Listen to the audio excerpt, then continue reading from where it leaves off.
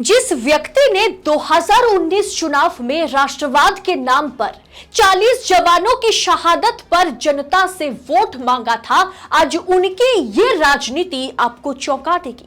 दोस्तों, एक तरफ जवानों का जनाजा उठ रहा था तो एक तरफ मोदी जी पर फूलों की बरसात हो रही थी। मोदी जी की इस राजनीति को मैं क्या नाम दूं? द टेलीग्राफ को फिर एक बार दिल से सलाम कि इस आर्टिकल को लिखने की क्षमता द टेलीग्राफ में ही है और फ्रंट पेज पर इस खबर को छापा गया। आज देशभक्ति के नाम पर जो धोखा देश के साथ हो रहा है उस पर आज विस्तार से मैं चर्चा करूंगी और आपको दिखाऊंगी कि पर्दे के पीछे राष्ट्रवाद का असली सच हमारे प्रधानमंत्री के लिए वाकई क्या है। तो वीडियो को अंत तक जरूर देखें, बिना स्किप करे, समय निकलकर इस वीडियो को एकदम आखिर तक देखिएगा। नमस्कार, स्वागत है आप सभी का देश नीति पर। देश नीति, केवल सच्ची और पक्की खबरें। दोस्तों, खबर बहुत बड़ी है और बहुत चौंकाने वाली है। What is Modi celebrating? इसी लाइन के साथ, इसी हेडलाइन के साथ दी टेलीग्राफ ने तहलका मचा दिया और ये देश की इस वक्त की सच्चाई भी है जो बाकी मीडिया आउटलेट में क्षमता नहीं है दिखाने की। What is Modi celebrating? एक तरफ SI shot dead by sniper in Manipur और एक तरफ ऑफिसर्स किल्ड इन कश्मीर। बीच में नरेंद्र मोदी G20 का सेलिब्रेशन करते हुए नजर आ रहे हैं। सच यह है कि इन खबरों ने देश को हिला दिया है, लेकिन मोदी जी को नहीं हिला पाए।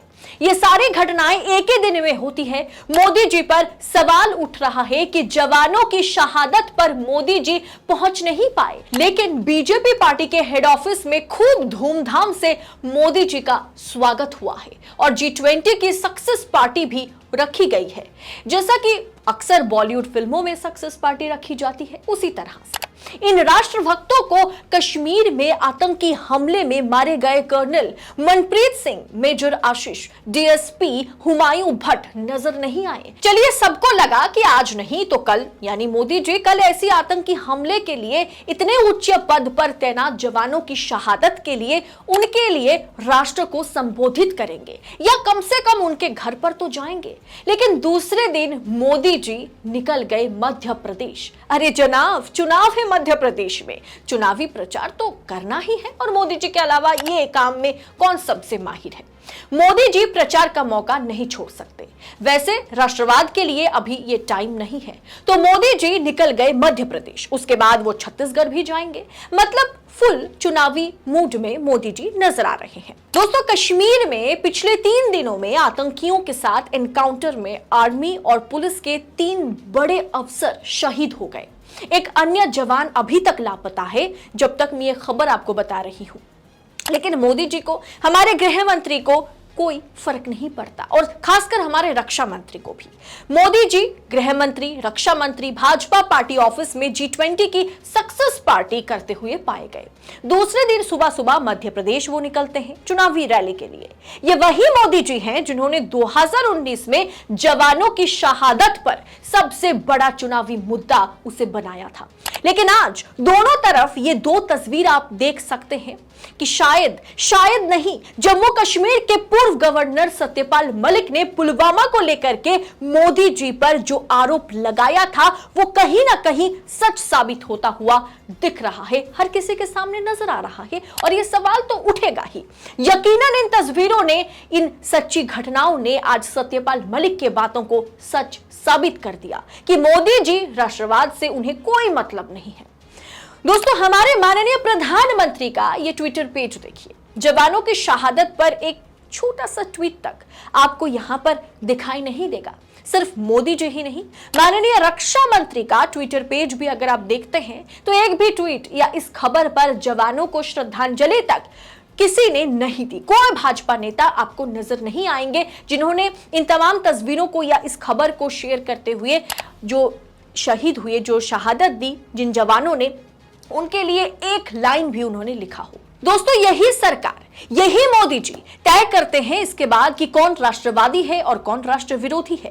दोस्तों, सत्यपाल मलिक ने क्या कहा था कि मोदी जी को राष्ट्रवाद पर वाकई फर्क नहीं पड़ता। उन्हें 2019 आतंकी हमले में अवसर दिखा था, मौका दिखा था 2024 चुनाव को हिंदुस्तान पाकिस्तान करने का। उन्होंने वही किया और आज सत्यपाल मलिक की बातों की सच्चाई आपके स्क्रीन पर है इस वक्त।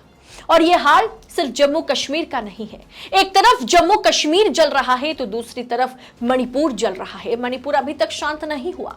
यूनाइटेड नेशन ने मणिपुर पर जो रिपोर्ट छपी थी कि मणिपुर अभी भी अशांत है, मणिपुर में मानवाधिकारों का घोर उल्लंघन हो रहा है, मणिपुर पर सरकार लापरवाही बरत रही है, इस रिपोर्ट पर एस जयशंकर हमारे विदेश मंत्रालय ने क्या जवाब दिया था? ये रिपोर्ट मिसलीडिंग है, ये रिपोर्ट यूएन का, यूनाइटेड नेशन का झूठी है। अब आप इस खबर पर गौर करें और देखिए कि मणिपुर में एसआई की हत्या हुई, वो भी एक स्नाइपर शूटर ने इसे अंजाम दिया। तो सवाल तो उठेगा ही कि आखिर मणिपुर प्रशासन, पुलिस, इंटेलिजेंस, केंद्र सरकार, गृह मंत्री कर क्या रहे हैं? G20 में जितने भी ग्लोबल लीडर आए थे, हर किसी ने जो है मणिपुर पर चर्चा की। खासकर अमेरिकी राष्ट्रपति जो बाइडेन ने भी चर्चा की। लेकिन मोदी जी, देश का प्रधानमंत्री जो है, वो भाड़ में जाए जम्मू कश्मीर, भाड़ में जाए जवानों की शहादत, भाड़ में जाए मणिपुर, ऐसा करते हुए वो मध्य प्रदेश में भाजपा की सत्ता बचाने पर तुले हुए हैं। मध्य प्रदेश पहुंच गए। क्या इसे आप राष्ट्रभक्ति कहेंगे? ये सवाल मैं आपके लिए छोड़कर जाती हूं। 2019 में पुलवामा, बालाकोट स्ट्राइक पर कितना बड़ा चुनावी स्ट्रैटेजी, कितनी बड़ी साजिश रची गई थी, इसका उजागर दोस्तों आज हो चुका है और मीडिया पर इसकी कोई चर्चा नहीं है। अंजना ओम कश्यप सबसे बेहतरीन, सबसे बेबाक बोलने वाली एंकर मानी जाती है। उन्होंने भी अपने प्राइम टाइम पर जो जीता वो सिकंदर, G20 में मोदी का दिखा जलवा, इसी पर प्राइम टाइम किया। लेकिन इन जवानों को किसी भी प्राइम टाइम स्लॉट पर जगह नहीं मिली। यह है देश के सो कॉल्ड बड़े पत्रकारों की सच्चाई। मोदी और मोदी तंत्र पर आपकी राय क्या है? राष्ट्रवाद की ढोंग पर आपकी राय क्या है? कमेंट कर आप अपनी राय हमारे साथ जरूर शेयर कीजिएगा। बाकी आपसे मैं अपील करती हूं और लगातार करती रहूंगी कि देश नीति जिस तरह से सच के साथ खड़ा है, जिस तरह से देश नीति बेबाक होकर, निडर होकर, निर्भीक होकर आप तक सच्ची खबरें पहुंचाने की ताकत रखता है, उस ताकत में हमें आपकी सहयोगिता चाहिए, आपकी सपोर्ट की हमें जरूरत है। जितना ज्यादा हो सके दोस्तों इस चैनल को आगे बढ़ाए, चैनल को सब्सक्राइब करें, परिवार वालों से, दोस्तों से सब्सक्राइब कराइए और हर एक रिपोर्ट को पूरा देखने की कोशिश कीजिए। अगर आपको यह वीडियो पसंद आई है, ये रिपोर्ट अगर पसंद आई है तो वीडियो को दबा करके शेयर करें और अंत में चैनल को सब्सक्राइब करें। इस वीडियो को लाइक और शेयर करना ना भूलें और साथ ही साथ देश नीति को आप फेसबुक पेज पर भी फॉलो जरूर करें। बहुत बहुत शुक्रिया। जय हिंद, जय भारत। आपका एक सब्सक्राइब हमारे लिए महत्वपूर्ण है।